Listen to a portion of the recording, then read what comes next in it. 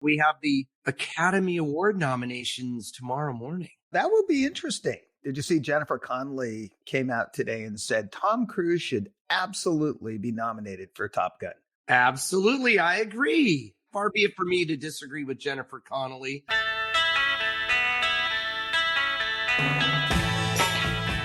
But I got to say, Brendan Fraser's my guy when it comes to the acting category, because what an incredible performance in The Whale. But Tom Cruise was great, up in the sky, doing his thing, flying around in Top Gun. I love that movie. That goes to the age-old conversation of just because it's a popcorn movie, does that disallow it from being an Academy movie? Yeah, that's a good point. I always said it's not the box office awards, it's the Academy Awards. So it's not a popularity contest, but certainly there are movies that are at the intersection of popularity and critical acclaim and all that, and have that creative excellence that I think can make them worthy of that. So I don't think a movie should be disqualified for being a blockbuster. And really, that's why they went to the 10 nominations back in 2010. I think it was the Dark Knight effect. But even after they did that, it really hasn't opened it up as much. It's almost like, well, if that movie did well at the box office, clearly the masses don't know what they're talking about. Right. We can't trust them. Yeah, it seemed like a little bit of elitism in that regard. A movie like even Skyfall, which was not nominated, but I thought would totally be worthy of it. And of course, this year, if we have Avatar: The Way of Water were to be nominated for Best Picture, if Black Panther: Wakanda Forever and Top Gun, that could be one of the highest grossing crops of Best Picture contenders ever. That'd be the perfect, I think, manifestation of what the 10 nominations were supposed to be about, to open it up to more movies, more types of movies, and not just make it about being the Independent Spirit Awards, but also movies that are popular, but great movies as well. You bring up a good point about the Independent Spirit Award. It's been a knock on the Academy Awards over the last several years that they haven't been as entertaining to the masses. The ratings aren't quite there. Right. A lot of that has to do, I think, with the movies that are nominated. Absolutely, Mike. If Elvis were to be nominated as well, that's another blockbuster film. And so if you have a collection of Best Picture nominees that has been widely seen around the world, technically then you have an audience that has a vested interest. I was going to say, they're more invested. If all of a sudden Top Gun and Wakanda and Avatar are up for some key awards, not just the set dressing awards, all of a sudden the public is invested in watching because they're very familiar with the films. It then becomes, I have a rooting interest. This is the one that I saw. I want Tom Cruise to win, or whatever it happens to be. And you know who else has a rooting interest in this is ABC, because they're like, please let these popular movies be nominated. Think about what you just said, though. You said ABC, Wakanda, Avatar, all one big happy family. Disney. Let's see it all happen.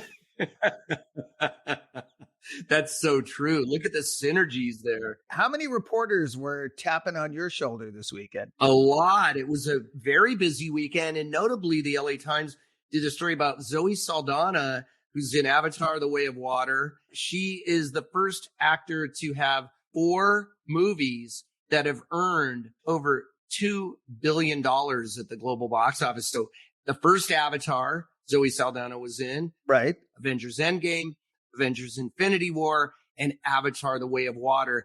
Now, that's a great achievement. And I mentioned to Christy Karras, the reporter at the LA Times, that imagine how many people have seen Zoe Saldana on a big screen around the world. Think of that footprint of impressions that's made. And it reminded me also of another actor who people may not know this, but Samuel L. Jackson, having been in Avengers Endgame, Marvel movies, a voice in Incredibles 2, cameos in some of these films, but also major roles in movies like Jurassic Park. Don't forget Mace Windu.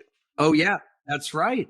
Phantom Menace, Revenge of the Sith, Attack of the Clones, Captain America: The Winter Soldier, Iron Man 2.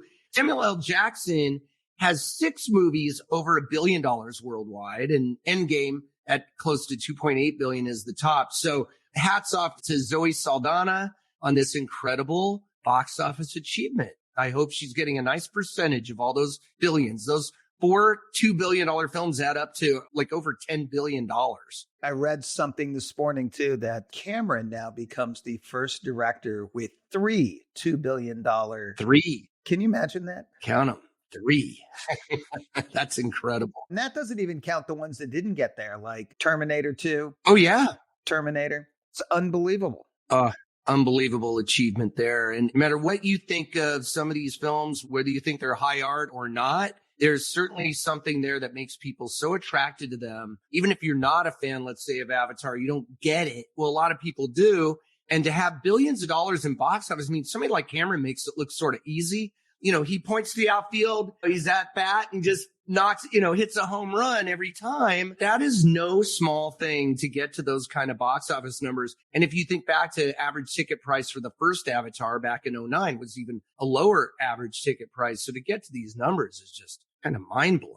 Well, I mean, that's a good lead into the weekend. I keep thinking about what we were talking about in that holiday period when everything was resting on Avatar and January was like, I don't know how that's going to end up playing out. And now we look at January and I just did a ComScore deep dive on some of the numbers. Ooh, I like it. Using the ComScore data, you went into the engine room, so to speak. So right now, after 22 days of the month, we're at $477 million of box office. Last year, after 23 days, and I use 23 because the way Sunday fell, we were at $338 million. We're up 41% so far in the month, which is pretty amazing when you think about it. And then I was like, how's the weight distribution at the top on that? This year, well, let's do last year first. So Spider-Man No Way Home was number one, had 147.9 million in at this point, which accounted for 43.76% of the box office. Sing 2 was 51.97 million at this point, 15.38%. And then Scream, which was really the only film that came out and did any business last January, had done 51.16 or 15.14%. So I was like, well, how does that compare with how we're looking this year? Well, Avatar, like Spider-Man last year, big dog on campus, 197.4 million to date, 41.3%. So very similar to what Spider-Man accounted for last year. Megan. My movie. I love that movie. Your movie, Paul. The one that you've been advocating from day one. Yes, I have. I'm a Megan man. But that movie's now done 73.2 million, 15.32% of the month of January. And Puss in Boots, The Last Wish, has done 71 million, 14.88%. But it got me thinking a little bit. Puss in Boots has been taking a bad rap against Sing from last year because it's not quite as much. And then I decided, well, let's look at it apples to apples. Let's not look at it against Sing, but let's look at it against the original Puss in Boots, which came out in 2011. All in, the original Puss in Boots did 149.26. This one is now at 126.77. So I think it's going to be pretty clear that this one's going to be darn near close to the first Puss in Boots when it's all said and done, if not surpassing it.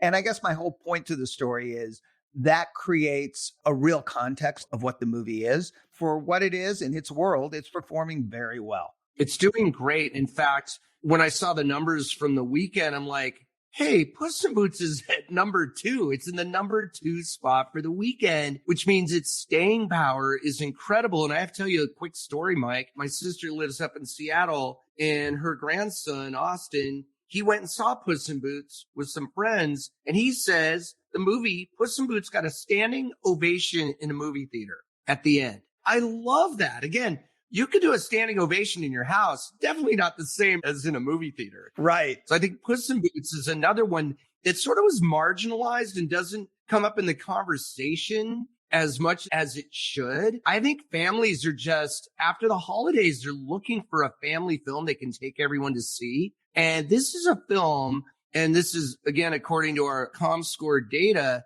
through this past weekend, up to almost $300 million worldwide. Great result for the movie. Big win. And I made notes, Paul. We like notes. So you talked about the staying power. So it was a really solid weekend at the box office. Let's just kind of go over the top 5 or 6 real quick and talk about how well they really were. And remember, these numbers are based on the percentage drop from last week. Last week was the MLK weekend, so Sunday was an inflated number. Definitely. You have to take that into account as you talk about that. So the final number for Avatar, Way of the Water. The Way of Water. Or Way of Water. The Way of Water came in at 21.13 million. It was off 39% from the holiday weekend. Parks in now at 598.4 million. So the big question is, where does that thing land when it's all said and done? I still think it's got a shot at eclipsing Top Gun Maverick as the highest grossing film for 2022 when it's all said and done. I want to talk to you about something because I had a journalist ask me if this movie could get to 3 billion worldwide, and with 76 million globally this weekend. I don't know. That seems like a pretty heavy headwind because you know how it is. It's like I said to Axios, Sarah Fisher, when you get to those numbers, it's like hitting the box office sound barrier. It's very difficult. Once you get over 2 billion, then every dollar is a much heavier lift. Wouldn't you agree at that point? Well, not only is it a much heavier lift, but realistically, there's 3 more weeks, 2.5 more weeks until they run into Ant-Man Quantumania.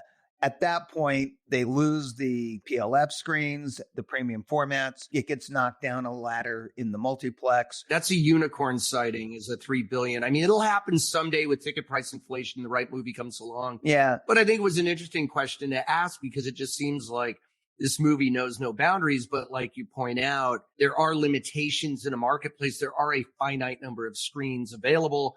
And it's time for the next big thing to come in and audiences will migrate to those. But we are seeing as you go through the top 5 here that there's a lot of diversity, a lot of very different movies, different ratings, different genres. And it's really playing well. All the way to number 6 with Plane. I definitely want to touch on that. But what I was going to say is 3 billion, probably not.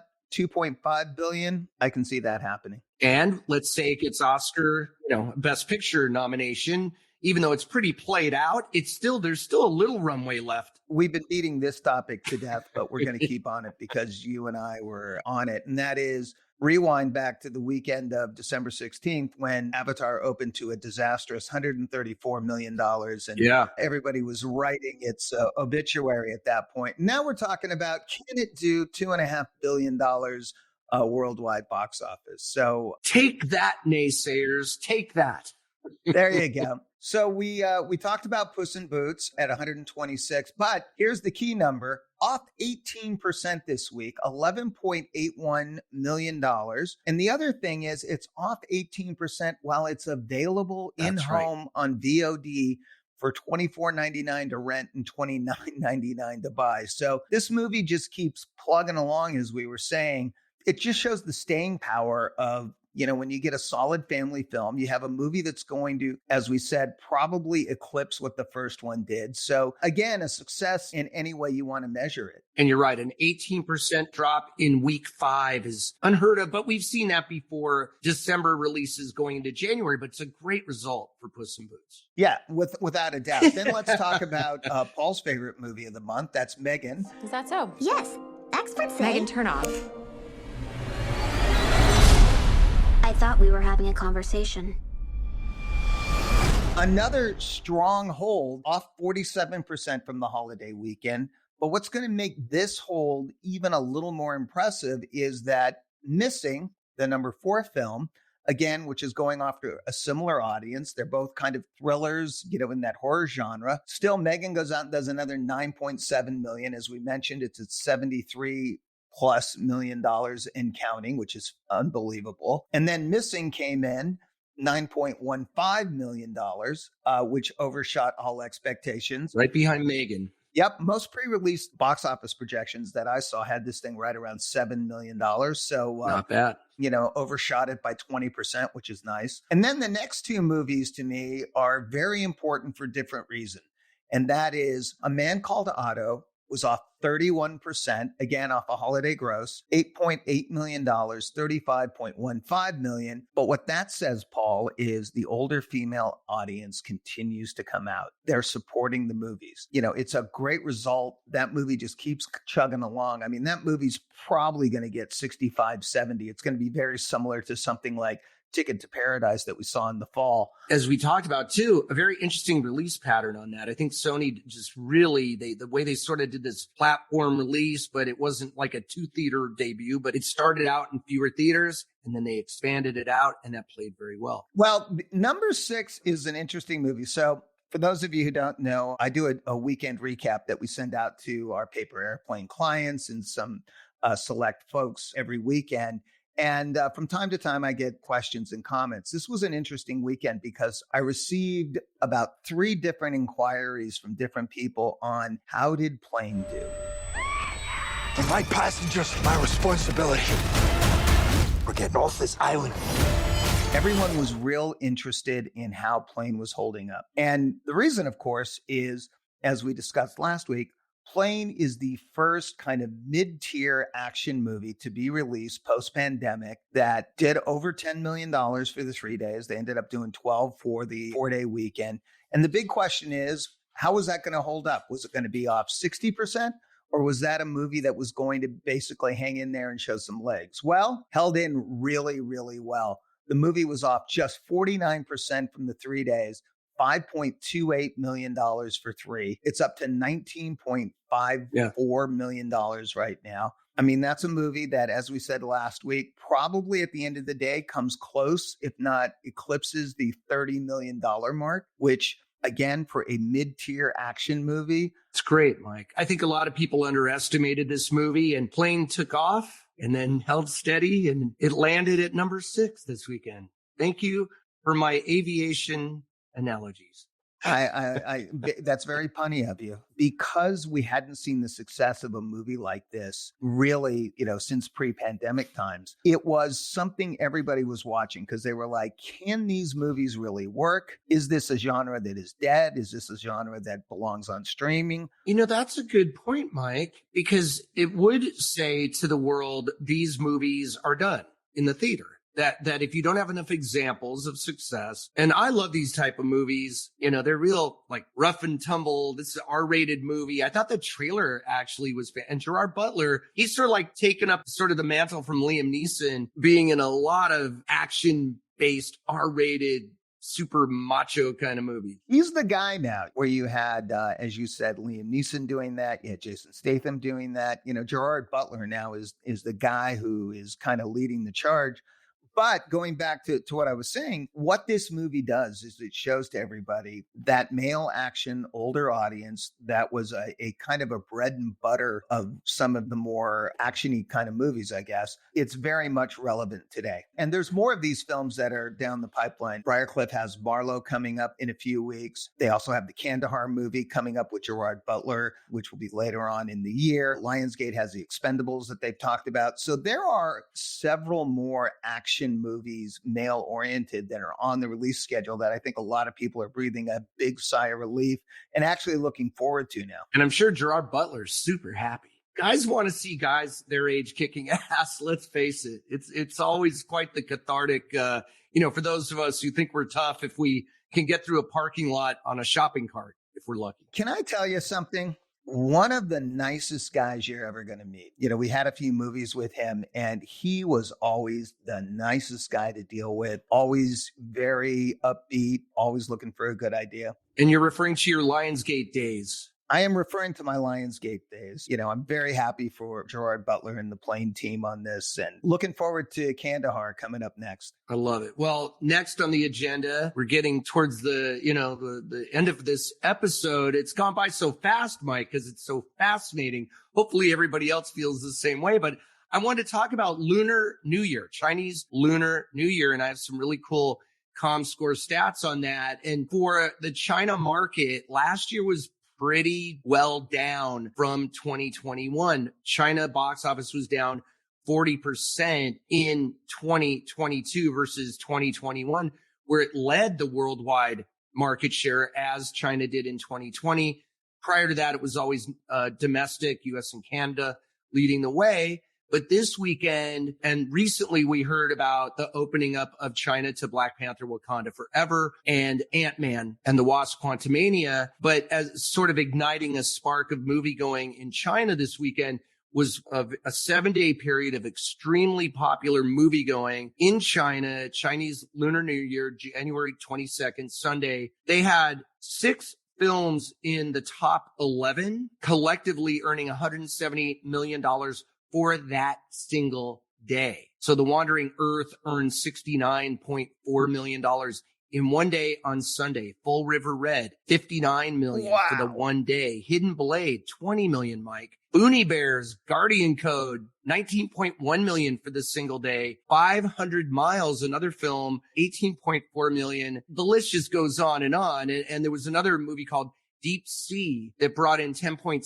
million to wind up in the 11th spot. So that's, 1, 2, 3, 4, 5, 6 out of the top 11 films this weekend globally were China-based titles that absolutely blew the doors off. It's really good for China to have what is expected to be a much more robust slate of US-based titles this year. And I think having Disney getting Avatar: The Way of Water there, and the importance of IMAX. IMAX is key. Let's shout out to IMAX particularly in China. And I think they'll get a much better result than the $4.4 billion that China earned in 2022. 2023, as we've talked about, is going to have many more wide release movies. I think that opens the door for more movies to be released in China. It's good for the movies. It's good for China's box office and the theater operators there, as well as the fans. So that's pretty cool. It's really encouraging to see the Chinese box office rebounding the way you had mentioned there. I know it had been a drag on last year. And of course, they had been in a big lockdown and have just recently started to emerge from that. The good news too, Paul, domestically is as you look at the winter wave of COVID, it seems like we're off the highs. The numbers were down about 24% for the reported cases last week.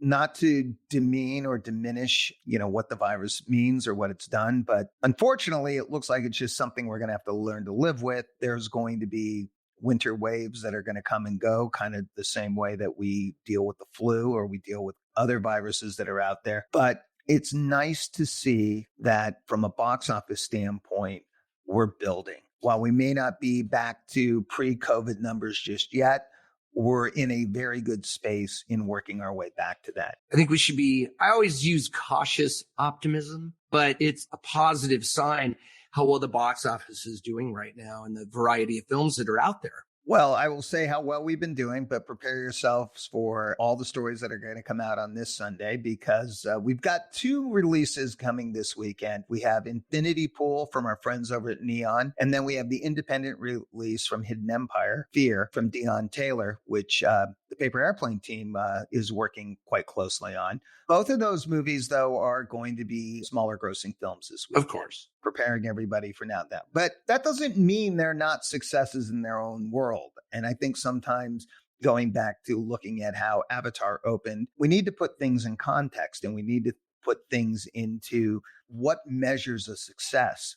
I go back to Lightyear from last June. Everybody labeled that a complete disaster. Well, it's a disaster for who? From a box office standpoint, it added $100 million or about $120 million to the yearly total. That's not insignificant. Now, as far as what did it cost, what was its return to the folks over at Disney, that's a whole different story that isn't the same story. We can't judge a movie on how it performs at the box office, whether that is taking into account whether or not that's going to be profitable or not. That's a different metric, right? It's a different metric. Did it contribute a significant amount of money to the box office in its given period? And in the case of Lightyear last year, it absolutely did. So while it may have been a little disappointing, people were hoping for more, whether or not it was a disaster or not, that's up to the guy who made it and where his P&L stands from. Every dollar counts, Mike. I do want to tease one thing for everybody. So next week, we're going to have our first guest. Oh, are we going to leave that a mystery for now? We are kind of going to leave that a mystery. Can I give initials, sort of? You can say who it's going to be if you want. Like MM? MM? It's a great guest. We're going to have our first guest. But the great thing is, given the fact that it's going to be a little quieter at the box office next week, we're going to take an in-depth look at the Sundance Film Festival and some of the films that were screened there and some that were up for acquisition. And I think everyone's going to enjoy it. It's a great teaser for the Sundance Film Festival. The That's Sundance awesome, Film Mike. Festival. I like that. You know, he's going to appreciate that too. I love that. Yes. I think we should patent that name. There you go. In case you haven't figured out who it is. But we'll leave it there for this latest episode of Ticket to Ride, an insider look at the business of Hollywood. And we just love movies over here, and we love talking about this stuff. And we hope you do too. But we really appreciate everyone listening. And we're just going to keep doing this week after week. And Mike, always a pleasure. Mike Polydoros, president of Paper Airplane Media. And I am your co-host, Paul Degarabadian, senior media analyst for ComScore. And we'll see you, or you'll hear us, next week. Thanks, Mike. Take care, Paul.